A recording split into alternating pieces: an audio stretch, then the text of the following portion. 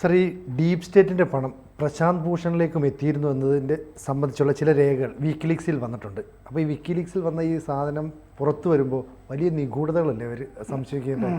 ആ പ്രശാന്ത് ഭൂഷണുമായി ബന്ധപ്പെട്ട വാർത്തകളിൽ പക്ഷേ ധാരാളം മാധ്യമ പ്രവർത്തകരുടെ പേരുകളും മാധ്യമ സ്ഥാപനങ്ങളുടെ പേരുകളും ഒക്കെ വന്നിട്ടുണ്ട്. ഈ ഒരുപാട് പേരുകൾ നമ്മൾ പറയാൻ തുടങ്ങിയാൽ അതിനെ സമയം ഉണ്ടാവുള്ളൂ. എന്താണ് വസ്തുത എന്ന് പറയാൻ കുറച്ച് പേരുകൾ അത്യാവശ്യം പറയേണ്ടതും പറയാം. പല പേരുകളും ആളുകൾ അറിയുന്നതല്ല, അറിയപ്പെടുന്ന ആളുകളല്ല പല പേരുകളും. അതുകൊണ്ട് പറഞ്ഞിട്ട് പ്രത്യേകിച്ച് വിശേഷമൊന്നുമില്ല അതിൻ്റെ അകത്ത്. ഇതെന്താണെന്ന് വെച്ചാൽ പ്രശാന്ത് ഭൂഷണ് സംഭാവന institute of public policy and politics എന്ന് പറഞ്ഞൊരു NGO ഉണ്ട്. ഈ NGOകൾ പലർക്കും ഉള്ളത് സംശയാസ്പദമാണല്ലോ. അതുപോലെ ഇതും USAIDൻ്റെ ഈ കരിനിഴൽ ബാധിച്ചിരിക്കുന്ന ഒരു NGO ആണ്.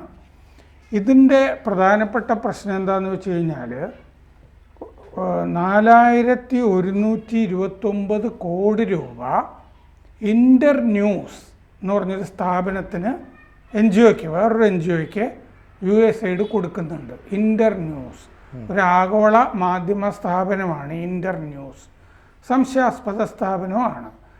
ഇദ്ദേഹം പല ശില്പശാലകളും ഒക്കെ സംഘടിപ്പിക്കുന്നതിൻ്റെ പിന്നിൽ ഇൻ്റർ ന്യൂസ് ഉണ്ട് എന്നാണ് ഇപ്പോൾ റിപ്പോർട്ട് വന്നിരിക്കുന്നത്.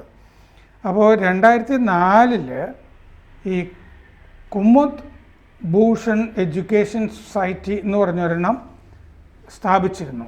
ഈ കുമുദ് ഭൂഷൺ എന്ന് പറയുന്നത് പ്രശാന്ത് ഭൂഷൻ്റെ അമ്മ ആണ്, ശാന്തി ഭൂഷൻ്റെ ഭാര്യ. ഈ ശാന്തി ഭൂഷൺ ആദ്യം 1 കോടി രൂപ കൊടുത്തുകൊണ്ടാണല്ലോ ഈ കെജ്രിവാളിൻ്റെ പരിപാടികളൊക്കെ തുടങ്ങിയത്. ശാന്തി ഭൂഷൺ VP സിംഗിൻ്റെ മന്ത്രിസഭയിൽ നിയമമന്ത്രിയൊക്കെ ആയിരുന്നു ആ കാലത്ത്.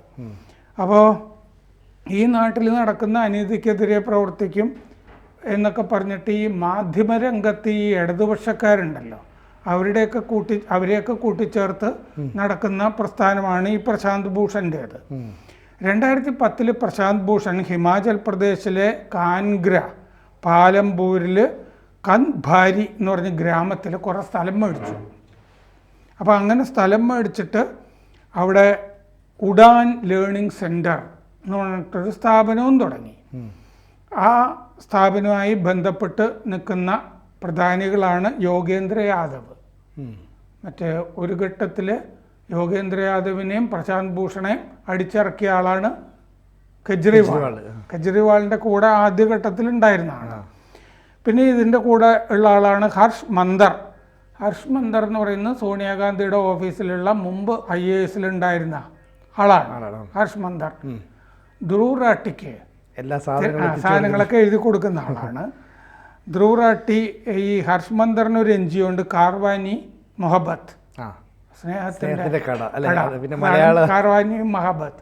അത് ജർമ്മനിയിലുണ്ട്. അതിൻ്റെയൊക്കെ പ്രവർത്തകനാണ് ഈ ധ്രുവ് റാട്ടി. അപ്പോൾ മേധ പട്കർ, പിന്നെ ആൾട്ട് ന്യൂസ് എന്ന് പറഞ്ഞിട്ടൊരു മാധ്യമ സ്ഥാപനമില്ലേ, ഒരു ഇടതുപക്ഷ കപട മതേതര ആൾട്ട് ന്യൂസ്, ഈ ഫാക്ട് ചെക്കിംഗ് എന്നൊക്കെ പറഞ്ഞിട്ട് മണ്ടത്തരമൊക്കെ ചെയ്യുന്നത്. ആൾട്ട് ന്യൂസിൻ്റെ പ്രതീക് സിൻഹ, പിന്നെ സോറി നക്സൽ നേതാവ് സോറി നന്ദിനി റാവു, പിന്നെ രവീഷ് കുമാറും ഈ മാക്സസയോ മറ്റുമൊക്കെ കിട്ടിയിട്ടുള്ള ഒരാളാണ്. ഈ കപട മതേതര മാധ്യമ പ്രവർത്തകൻ രവീഷ് കുമാർ, പിന്നെ കവിത കൃഷ്ണൻ നക്സലൈറ്റ്, MJ വിജയൻ, നിത്യാനന്ദ് ജയരാമൻ, ആത്രേയി മജുംദാർ, ഇവരൊക്കെ ഇതുമായി ബന്ധപ്പെട്ട് പ്രവർത്തിക്കുന്ന ആളുകളാണ്. ശില്പശാലയിലൊക്കെ പങ്കെടുക്കും. ഇതിൻ്റെ റിസോഴ്സ് പീപ്പിൾ ആയിട്ട് പ്രശാന്ത് ഭൂഷൺ പറയുന്നത് പരഞ്ജയ് ഗുഹ താക്കൂർത്ത, പത്രപ്രവർത്തകൻ, ഡൽഹിയിലൊക്കെ അറിയപ്പെടുന്ന ആളാണ്. പരഞ്ജയ് ഗുഹ താക്കൂർത്ത ന്യൂസ് ക്ലിക്കും ഒക്കെ ആയിട്ട് ബന്ധപ്പെട്ട ആളാണ്. പിന്നെ 2024 ഓഗസ്റ്റിൽ പ്രശാന്ത് ഭൂഷൺ ഈ ഹിമാചൽ പ്രദേശിലെ കാൻഗ്രയിലൊരു ശില്പശാല സംഘടിപ്പിച്ചപ്പോൾ അതിൻ്റെ സ്പോൺസേഴ്സായിട്ട് ഫാക്ട് ശാല എന്ന് പറഞ്ഞ സ്ഥാപനം ഉണ്ടായിരുന്നു. ഡാറ്റ ലീഡ്സ് എന്ന് പറഞ്ഞ സ്ഥാപനം ഉണ്ടായിരുന്നു. ഇതൊക്കെ ഈ USAID മായി ബന്ധപ്പെട്ട സ്ഥാപനങ്ങളാണ്. ഫാക്ട് ശാല ഇതൊക്കെ ഈ ഇൻ്റർ ന്യൂസുമായി ബന്ധപ്പെട്ടതുമാണ്. രാജ്യാന്തര സ്ഥാപനമായിട്ടുള്ള ഇൻ്റർ ന്യൂസിനാണ് 4129 കോടി രൂപ കൊടുക്കുന്നത് USAID. പിന്നെ മീഡിയ ലിറ്ററസി, മാധ്യമ സാക്ഷരത, ഫാക്ട് ചെക്കിംഗ് ഇതൊക്കെ ഇവിടെ പഠിപ്പിക്കും എന്നാണ് പറയുന്നത് ഈ ശില്പശാലകളിൽ. ഇതൊക്കെ ഇവിടെ ഈ ഫാക്ട് ചെക്കിംഗ് പഠിപ്പിക്കുന്നു പറഞ്ഞാൽ ഈ ഫാക്ട് ചെക്കിംഗ് എന്ന് പറയുന്നത് ഒരു ശരിയല്ലാത്ത പരിപാടിയാണെന്നാണ് അർത്ഥം. ഫാക്ട് ചെക്കിംഗ് എന്ന് പറഞ്ഞിട്ട് ഈ വലതുപക്ഷ മാധ്യമങ്ങളൊക്കെ പറയുന്നത് തെറ്റാണ് എന്ന് സ്ഥാപിക്കുന്നതാണല്ലോ. മോദി പറയുന്നതൊക്കെ തെറ്റാണെന്ന് സ്ഥാപിക്കുക. ഇതൊക്കെയാണ് ഇവരുടെ ഫാക്ട് ചെക്കിംഗ് എന്ന് പറയുന്നത്. അപ്പോൾ ഈ ഇൻ്റർ ന്യൂസ് എന്ന് പറഞ്ഞ ആഗോള സ്ഥാപനം 1982 ഡേവിഡ് ഹോഫ്മാൻ സ്ഥാപിച്ചതാണ്. അതിനാണ് USAIDൻ്റെ വലിയ സഹായം. ഫോർഡ് ഫൗണ്ടേഷൻ, ജോർജ് സോറോസിൻ്റെ open society foundation, Google, Facebook ഒക്കെ അതിന് പൈസ കൊടുക്കുന്നുണ്ട്. ഈ ഇൻ്റർ ന്യൂസിന് $472.6 മില്യൺ, അതായത് 4129 കോടി രൂപ USAID കൊടുത്തിട്ടുണ്ട്. 4291 മീഡിയ സ്ഥാപനങ്ങൾക്ക് ഇൻ്റർ ന്യൂസ് സഹായം ചെയ്തു കൊടുക്കുന്നുണ്ട്. അതിൽപ്പെട്ടതാണ് ഈ ഫാക്ട് ശാല, ഡാറ്റ ലീഡ്സ് ഒക്കെ ഉള്ളത് ഇന്ത്യയിലെ. പിന്നെ ഈ 4291 മീഡിയ സ്ഥാപനങ്ങളും ഫാക്ട് ചെക്കിംഗ് നടത്തുന്ന സ്ഥാപനങ്ങളാണെന്നാണ് റിപ്പോർട്ടിൽ വരുന്നത്. ഇന്ത്യയിൽ ഈ ഇൻ്റർ ന്യൂസുമായി ബന്ധപ്പെട്ട സ്ഥാപനമാണ് ഫാക്ട് ശാല. അത് ഡാറ്റ ലീഡ്സിൻ്റെ കീഴിലാണ്. 75,000 പേരെ അവർ പരിശീലിപ്പിച്ചതായിട്ടാണ് അവർ പറയുന്നത്. 6.5 കോടി ഈ ഓഡിയൻസ് അവർക്കുണ്ടെന്ന് അവകാശപ്പെടുന്നു.